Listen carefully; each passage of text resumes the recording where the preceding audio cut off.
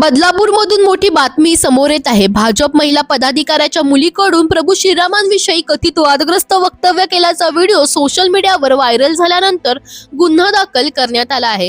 भाजपच्या बदलापूर महिला शहराध्यक्ष असलेल्या प्रतिभा जाधव यांच्या मुलगी मृणाल जाधव हिचा हा व्हिडिओ असल्याचे सांगितले जात आहे।